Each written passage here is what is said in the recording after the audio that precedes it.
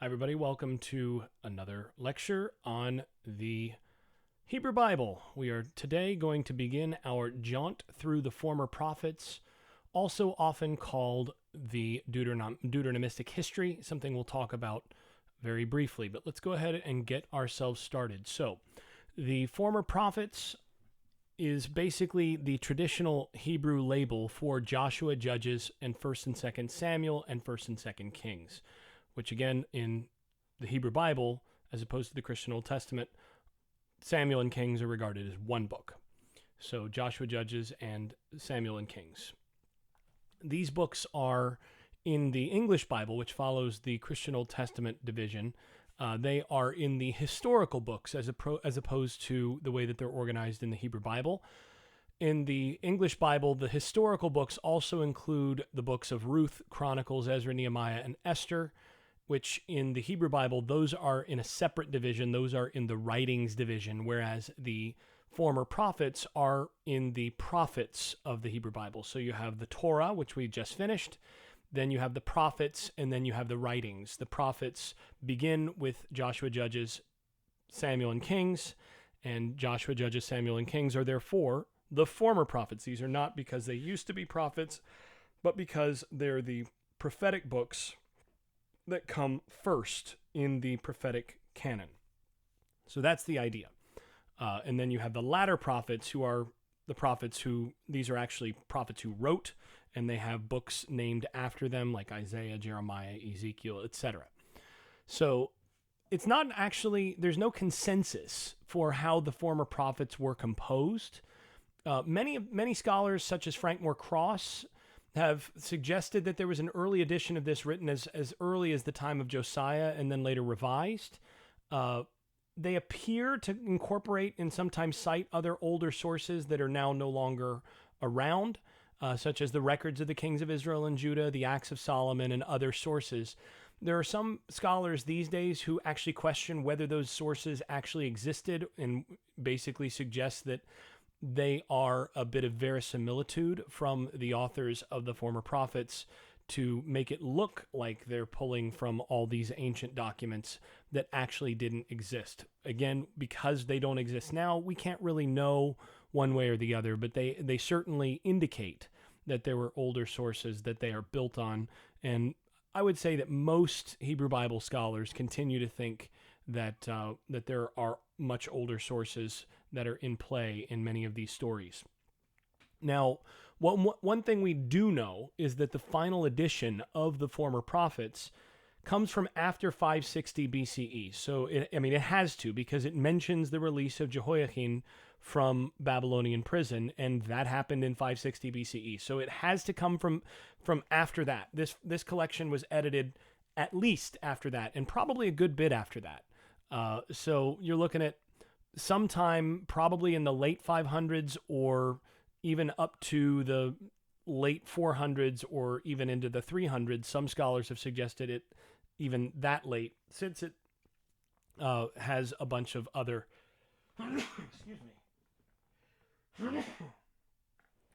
excuse me since it has a bunch of other materials here that come from those times, and there are some things that may suggest knowledge of some other events that happen afterwards. So, but it's debatable basically, and you can at least conceivably situate it anywhere from after 560 to around the late 4th century. Basically, that's the window for these books to have been written. Now, the books of Chronicles, which show up in the writings, those are written a good bit after the former prophets. And they actually used the former prophets as one of their sources. So they actually, in many cases, verbatim pull passages from the former prophets, but they have their own distinct theological perspective that they're using. And so they revise and change and do certain things that with the materials from the former prophets based on what they want to do theologically. And again, those are from a good bit after. Some scholars think even as late as the 2nd century.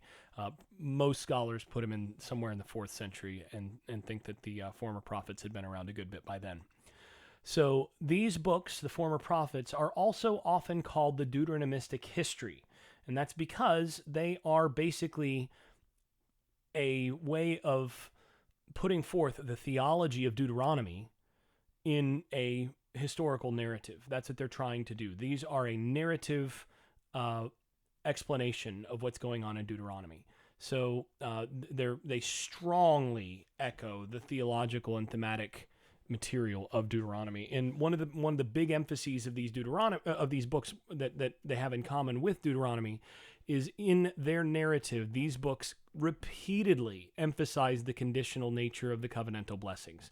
When the people break the conditions necessary to maintain the covenant, they get what they deserve. And ultimately, when enough generations do it, and basically the sins have added up, then the whole people ultimately is deposed, deported from the land, and scattered, just like Deuteronomy said. So, whereas Deuteronomy has all of this discussion about if you do this, then these curses will come upon you, and it's got some pretty strong details about going into exile and all of that, the former prophets, the Deuteronomistic history, is the explanation for how the promises of Deuteronomy ultimately are actualized in Israel and Judah's history. Now, what that means is that these books then retell Israel's history from the perspective of the exile. So they explain how Israel's destruction could have happened, given that the covenant with Adonai is there. Since you have that covenant, how in the world could this have happened? How? There was this everlasting covenant. Adonai swore to protect us.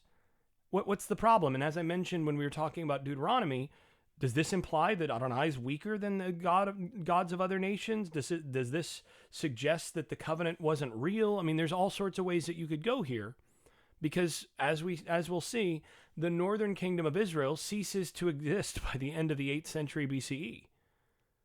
So basically, Assyria comes in and over several different campaigns destroys the whole kingdom and transplants a large percentage of the population of the northern kingdom of Israel to various places in the Assyrian Empire.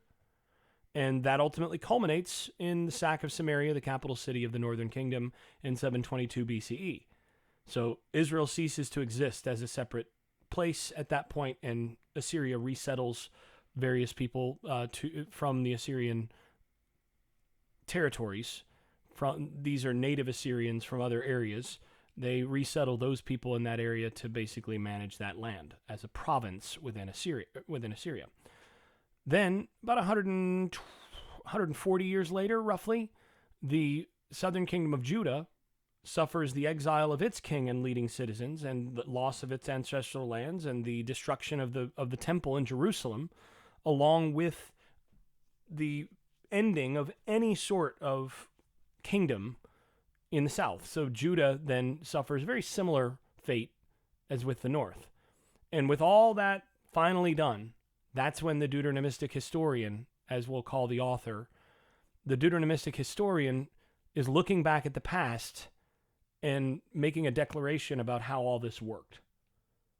What happened, and why did it happen? And for the Deuteronomistic historian, it's obvious. It's because Israel failed to keep the covenanted agreement with Adonai. Israel disobeyed Adonai, and as a result got the curses of the covenant. So the whole point, ultimately, of Joshua, Judges, Samuel, and Kings, the whole point of the former prophets, is ultimately to demonstrate the principles of Deuteronomy and the conditionality of the covenant in this regard. Keeping Adonai's covenant brought blessing, and disobedience ultimately brought the curse. And that's where things stand when you finish the former prophets. Now, what this body of literature also does is it emphasizes the centrality of the land that Israel occupied. So before coming into the land of Canaan, in Genesis, the patriarchs these are landless. They don't actually own their own land per se. They are wanderers. They are sort of Bedouin types, right? Abraham is a sojourner, which means basically a foreign alien living in the land from a foreign country. Jacob and his family settle in Egypt. Pharaoh invites them in.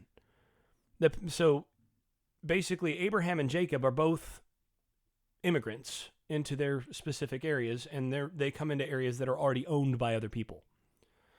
Nevertheless, these patriarchs do get some promises that their descendants would receive the land of Canaan. So that's there. That's in the Torah. And then, of course, you have the nation of Israel on the edge of entering the land before the end of Deuteronomy and before the end of Numbers as well.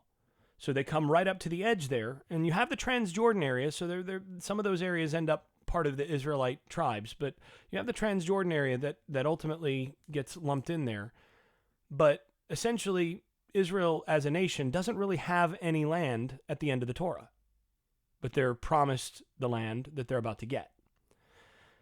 What we see in the Deuteronomistic history is that they do end up coming into and possessing that land, but that the possession of that land is given to them by Adonai, and it is conditional upon obedience. As Deuteronomy repeatedly says, if you disobey, you're going to be thrown out of the land, just like I'm evicting the current residents in your favor. So if you don't behave any better than them, then I won't treat you any differently than I did them. So the problem, though, from the perspective of the former prophets, is from the moment that Israel enters the land, and it starts with this wonderful victory, if you're on the Israelite side, it's wonderful, this victory over this large city, Jericho. And from that moment forward, essentially you have a spiritual decline of Israel and a constant, a repeated betrayal of Adonai's covenant.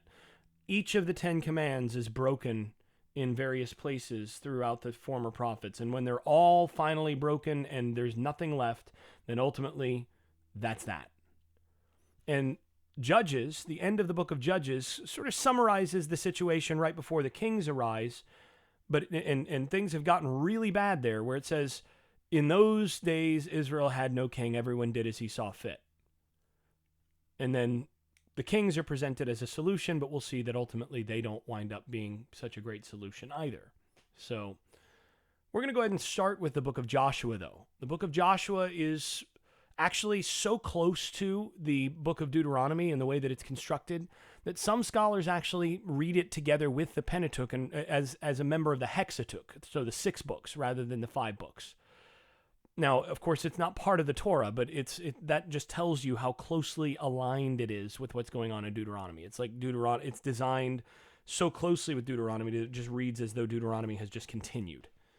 So the arrangement of the book, the structure of the book is really simple. Chapters 1 through 12, you get the narrative of the conquest of the territory west of the Jordan. So they cross over the Jordan River and they conquer various areas in that territory. And you can look at your maps to take a look at how all that works. Now, these chapters give the impression, they have a victorious tone. They give the impression that Canaan was utterly defeated and that there was just this swift military victory that just came through the favor of Adonai, and these massive and decisive military victories led to a total control of the land. And then that leads at the very end of chapter 11, 16 through 23, which is a little passage that many scholars call the grand finale of the conquest. It says the land from the Negev, that is the southern part of Israel, all the way to Mount Hermon, which is in the far north, was seized, and Adonai's hand was in it all. We'll go ahead and take a look at that chapter in just a moment. Let's go ahead and take a look at chapter 11.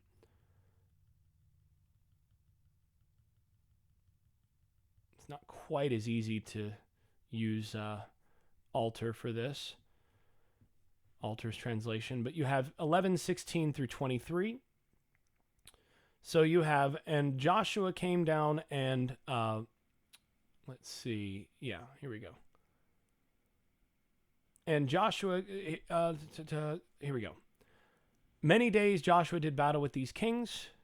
So you have, from all the Negev and the land of Goshen and lowland and Arabah, from its lowland all the way up to Mount Hermon. And the land of Goshen actually is basically the Nile Delta. So, I mean, you're all the way from that. Took all this land and the lowland and all of that.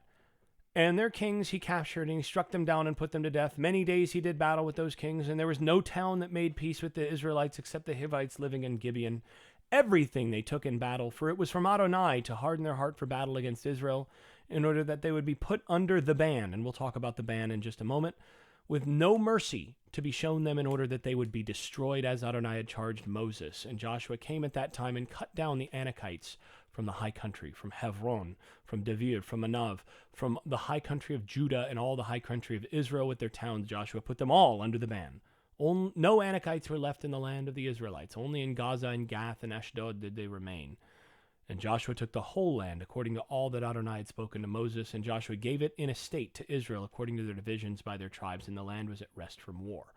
So when you get to this part, you would be excused if you believed that there was nothing more left, that they had come into full possession of the land. That's surely what this appears to say.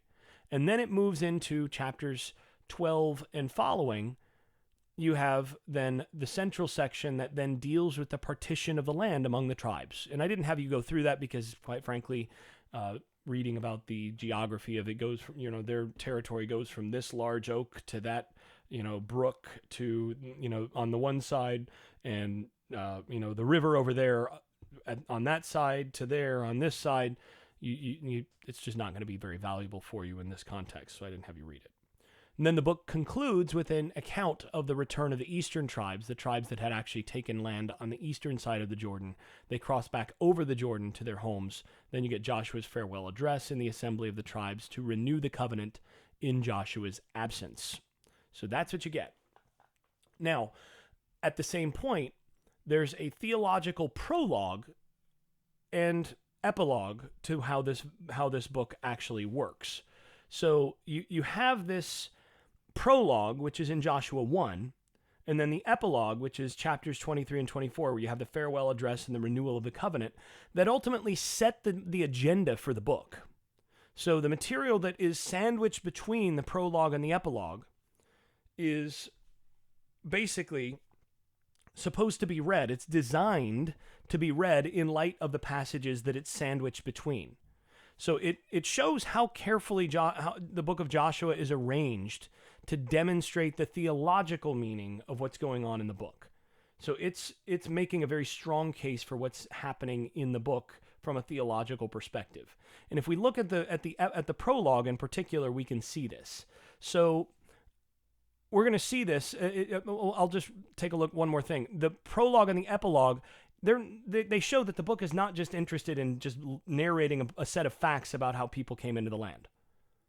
The whole point is that the book is a declaration. The book is designed to show that Adonai, the God of Israel, is faithful to his promises, and particularly, most especially, to the promise of the land when his people are obedient. So if we go back to chapter 1 and we read the prologue, you can see how all this works. So, first of all, you have this, and it happened after the death of Moses, the servant of Adonai, that Adonai said to Joshua the son of Nun, "Moses, my servant, is dead. And now get up, cross this Jordan, you and all this people, and the land I'm about to give them to the Israelites. Every place where the sole of your foot treads, to you I've given it, as I spoke to Moses." And he says, "No man will stand up against you all the days of your life. As I was with Moses, I will be with you. I will not let go of you, and I will not forsake you. Be strong and courageous," or be strong and stalwart, "for you will make this people inherit the land that I vowed to their fathers to give to them. But you must also be very strong and stalwart to keep and do according to all the teaching that Moses, my servant, charged you. You will not swerve from it from the right or to the left, in order that you may prosper wherever you go. This book of teaching will not depart from your mouth, and you will murmur it day and night, so that you may keep to do according to all that is written in it. Then you will make your way succeed, and then you will prosper. Have I not charged you? Be strong and stalwart. Do not be terror-stricken. Don't cower, for Adonai, your God, is with you wherever you go." And so this is basically saying over and over and over again, you see this refrain happen one, two, three, four different times in the chapter, be strong and stalwart, to be strong and courageous. And basically the idea here is, don't worry, I'm with you in this regard. As long as you're obedient to me, you have nothing to be afraid of, because the gift of the land is completely resting on Adonai's promise. Adonai's the owner. And as long as you're obedient, and as long as you are strong and of good courage, if you're faithful to Adonai, then you have nothing to worry about.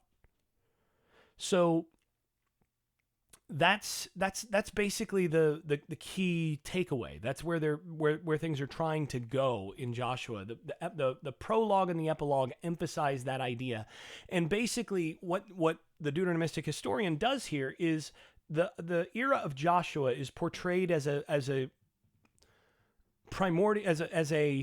prototypical golden age. Everybody is faithful, and Adonai essentially gives them total favor, and that results in the settlement of Canaan. Adonai is completely loyal to his promise of land, and all Israel cooperates and participates together in this taking of the land, and that's when Israel is ultimately the way that Adonai wants it to be. That said, there are still indications. You see in Joshua 13 that the conquest was not quite as complete as the portrayal of chapters 1 through 12 might suggest. In Joshua 13, there are a number of places where it says, well, they didn't drive out these people because, they had iron chariots and they were too strong. So they just, that was something that they had to deal with later. So you get some of that stuff. But they're trying to minimize that. They're trying to de-emphasize that idea, because they want the emphasis to fall on this presentation of the covenant as essentially contingent, and again, as the central part. If you're obedient, then ultimately the covenant is going to be completely fulfilled. Now, what that means is if the land could be given to Israel through loyalty to the covenant, it can also be taken away due to disloyalty, and that's what Joshua is ultimately setting up. That's the message. That's the takeaway message of the larger section, the larger unit, of which Joshua is only the beginning. So Joshua is the ideal beginning that sets up the sad spiral into degradation that we see from there. Now, we see a number of sources that are employed in Joshua and Judges and elsewhere. And there's, different places where they'll still point, where the sources still point to various ruins and, heaps of stones and things that testify to various victories and those sorts of things. And that's an important part there. That said, there's a whole lot that's going on here in terms of so much of this material also is probably not just literary. There are hints of ideas that were probably not just told, but they were recited and probably ritually reenacted. So you get these ritualized actions of, going to the Jordan and marching around Jericho and these sorts of things. These seem like the sorts of things that may have also had rituals to remember them at different points that give the impression of that. Now, I want to emphasize one other passage in the book of Joshua that really emphasizes an important point and an important thing in the way that we read Joshua and the way that we should understand what the theological case that Joshua is trying to make ultimately is, and that's in chapter 5. So this all happens when they cross over the Jordan, and the Jordan is miraculously dried up so that the people can just walk over on the riverbank. What's the first command that Adonai makes to Joshua? Okay, make some flint knives and circumcise the Israelites a second time. So first of all, it appears that they don't have a bunch of knives. Either that or flint is preferred for circumcision. I don't know. But either way, they make flint knives, and then everyone is circumcised a second time. And then it says, well, see, here's the thing. All the people who were born in the wilderness on the way when they came out of Egypt were not circumcised yet. They weren't circumcised, despite the fact that Moses was alive. And that may actually connect with that weird story at the beginning of Exodus where Adonai pursues Moses to put him to death, and then you've got the whole foreskin thing that's going on there. Moses appears not to have been as big a fan of circumcision here as what you might expect. But ultimately, they are circumcised when they come into the land, and then that begins this sort of new taking on of the covenantal responsibility. Now, that's an interesting time to decide to circumcise all your dudes, right? If you're going to circumcise all these men, you want to do it before you enter the land when you still have, a little bit of protection between you and your enemies. But they eliminate that by crossing the Jordan, and then they set up camp, and then they promptly put themselves out of commission with something pretty painful for, a few days. And then it says they remain in their place until they had healed, until they had revived, actually. They stay there. Yeah, not so good. And then that place is called Gilgal to this day. And the Israelites perform the Passover rite on the 14th day of the month. So it's the beginning of the year for them. And then that's the day that the manna discontinues and all of that. So here's the main story, though, that I want to emphasize. And it happened when Joshua was at Jericho. So he's walking around outside Jericho and obviously spying out, various things, taking a look at the defenses and all of this. That he raised his eyes, and look, a man was standing before him with his sword unsheathed in his hand. So this is a threatening posture. You've got a guy with a naked sword right there. And Joshua went toward him and said, I actually don't like Alter's translation here as much. Are you on our side, or are you with us or with our enemies? Are you on our side, or are you on our enemy's side? And the man answers, no. To which Joshua, you could imagine, excuse me, come again? I asked you, are you on our side or are you on their side? Are you on our side or are you on our enemy's side? And he said, no. Oh, okay. He said, no, because I have come, and because I am the commander of Adonai's army, and I have come. Now I have come. Oh. Well, in that case, and Joshua fell on his face to the ground and did obeisance, and he said to him, what does my master say to his servant? And the commander of Adonai's army said to Joshua, take off your sandals from your feet. The place on which you stand is holy. And so Joshua did. And then they discussed what they need to do. So, yeah, this is a fascinating answer, though, because Joshua, we've just come out of all of this covenantal material in Deuteronomy. And we've got this impression that Adonai is on the side of Israel. Adonai is on Israel's side. And then this is not what we expect. When Joshua sees this man prepared for battle, he goes toward him and says, are you on our side or on our enemy's side? And he hears no.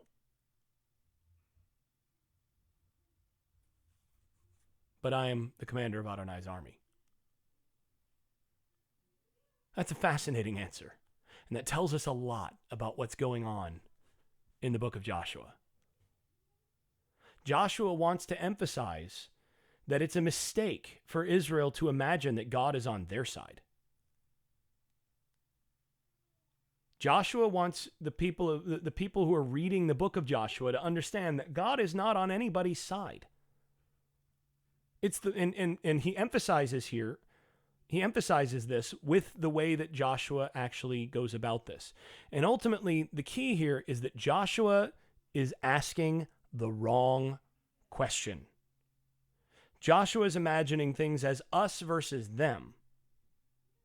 But from the perspective of the angel of Adonai, or the commander of Adonai's army, more correctly here, this man who's standing there, who then in the next chapter is speaking as Adonai himself. Went from the perspective of this commander of Adonai's army, that's the wrong question. The question is, are you on Adonai's side or some other side? It's not a matter of, are you on Israel's side? Is God on our side or not? Let's put it in more modern language here. Is God on our side or on our enemy's side? And the answer is no. You're asking the wrong question. The question is whether you are on God's side or on the side of God's enemies. And that's a very different question. And that's ultimately what the book of Joshua is trying to get across here. And Joshua has to learn that lesson that, no, I'm not on anybody's side. The question is whether you're going to be on my side or not. And if you're on my side, then great. And that's what Israel has to learn. That's what Joshua has to learn first, and then Israel has to learn. And then ultimately the editors of the Deuteronomistic history, of the former prophets, are trying to get its readers to learn. Is to get away from this idea of asking the question of whether God's on our side or not. And to start and to begin thinking about how God is actually on. The question is, what side is God on? And then join that side and be obedient to God in full. That's the point. And that's what Joshua is trying to get at. That's what the book of Joshua is trying to get at. And that's a core part of the emphasis throughout the Hebrew Bible and ultimately, in particular, through the former prophets, is this question of how can you know what God wants to ensure that you are obedient to God so that ultimately you are on God's side, rather than trying to make God in your own image and imagine that God is on your side. To reframe the way that you think, to think that way.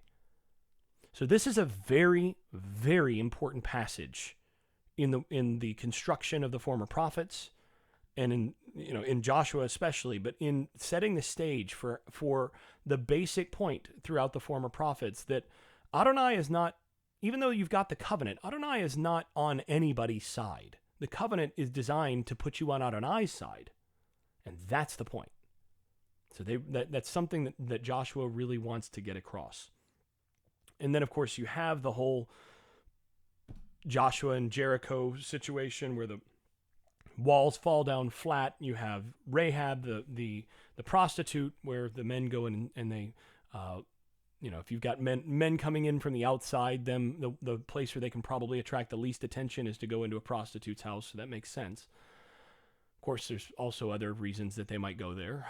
But in any case, you have Rahab herself is then taken and actually incorporated into Israel, interestingly.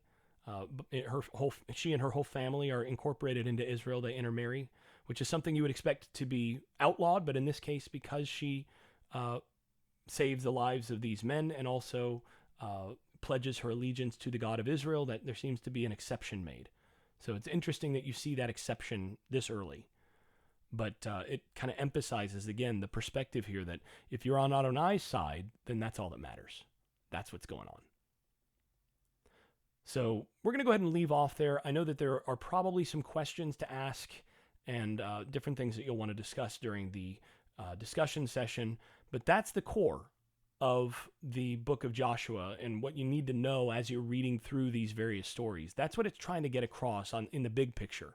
There's lots of little things that we can discuss, but we'll go ahead and leave it there as far as the book of Joshua for the asynchronous section of the class. Talk to you soon about the rest of it.